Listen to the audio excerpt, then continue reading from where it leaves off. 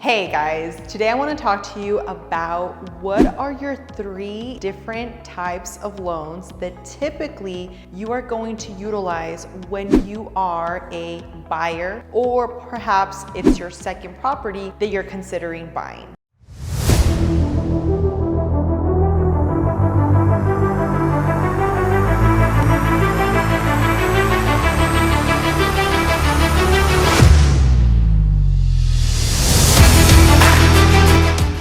So, hi everybody. As you know by now, my name is Alexa. I am a realtor. I have my agency out in El Paso, Texas, and also I am an investor, meaning I basically like to either buy a house to either wholesale it, I like to keep it as a flip, or I like to go ahead and, what I did with one of my latest ones, turn it into an Airbnb. And I want to talk a little bit about that. And actually, if you haven't watched that video on how to convert your first home into a rental or Airbnb, highly suggest you check that out. We'll leave a link down below and we'll do a little click here for you guys to reference to it. Now, a lot of our clients, when they're in the market to buy a home, they constantly ask us, what are the options that we have, right? Because what you don't know, first of all. And second of all, if you are first in touch with a lender, and I just have this happen, so I know from personal experience it's constantly happening. A lender's not going to tell you, hey, Mr. or Mrs. Client,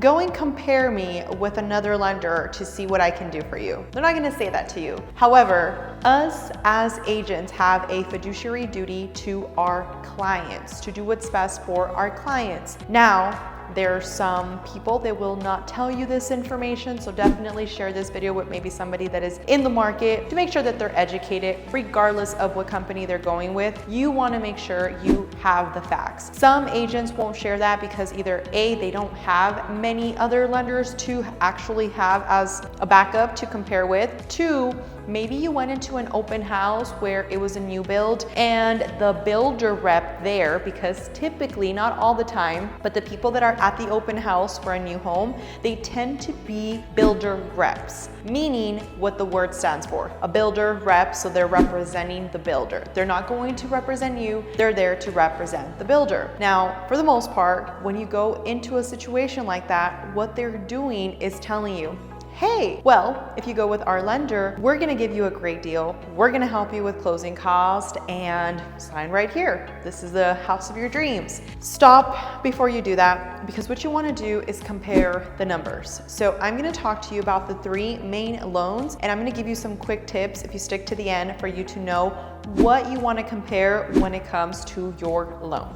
Okay, the first type of financing, and keep in mind, there's different options. There's more that we can continue to go down the rabbit hole, but these are going to be your 3 main options that typically speaking, you're going to use. Number 1 is going to be for my VA clients. So if you are in the military or in the reserves, or you are now retired, there's different situations. You are qualified to go down the route of a VA financing. Now, what does that mean? Well, basically with the VA financing, you're allowed to roll your down payment into your loan. And I always like to be very clear about that, because it really frustrates me when other agencies tell the client, oh, it's a free down payment. No, sir, it's not. It is the opportunity to have a great deal if you don't want to put the down payment up front and maybe you want to use that money on something else. So a traditional financing will not give you the option to roll your down payment into the loan. Meaning, if you're in a situation where maybe you are interested in actually going down the route of using your VA, it could help you, because now instead of you having to put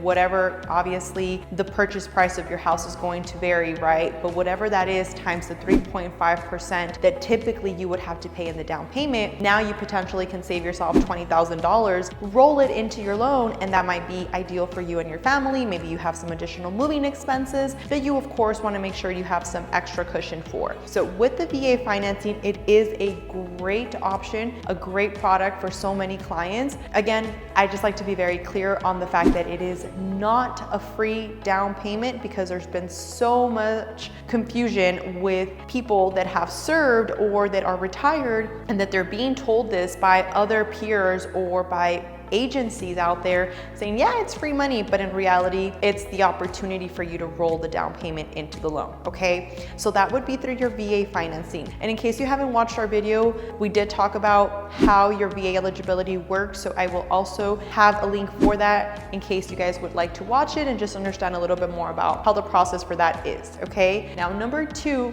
is going to be for first-time home buyers. Now, with the FHA financing, there's a lot of also confusion going on because some people think, oh, I can't buy a house through using the FHA anymore because I've purchased a home in the past, therefore I don't qualify as a first-time buyer. But that is wrong. So if it's been over 2 years, you are able to qualify again for you to use your FHA. So you'll compare right now the last option, but it essentially helps you with your down payment, be it at a lower price point. So if, let's say, you are going down the route of FHA, now your down payment would be 3.5% of the sales price. So that would be a reference point that I want you guys to utilize. And a lot of the times it helps so many clients as well, because instead of them having to go down a traditional route, which would be 5, 15, 20% down, now you're in this 3.5%, which is fantastic. Now, a lot of clients, what they'll also do is they'll utilize their first-time homebuyer program to get into a home. And actually, a quick correction, you can actually use your FHA again within a year, depending on the bank, because I have seen it done. So just want to make sure you guys know that as a quick side note. It's not applicable every situation, but some lenders have been able to get it done, okay?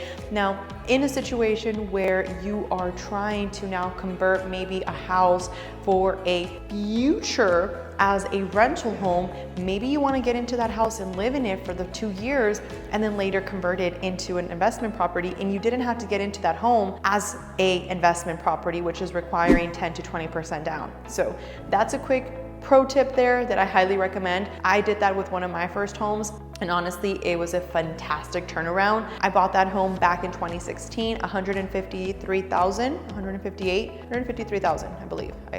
It's between 153 and 158. I have to look at the contract. But essentially, that same house right now, it is worth over $350. And it's been 6 years, and now again, the return on that home, because of what I paid for it, I have it as an Airbnb, and it's been working perfect for what I was looking for.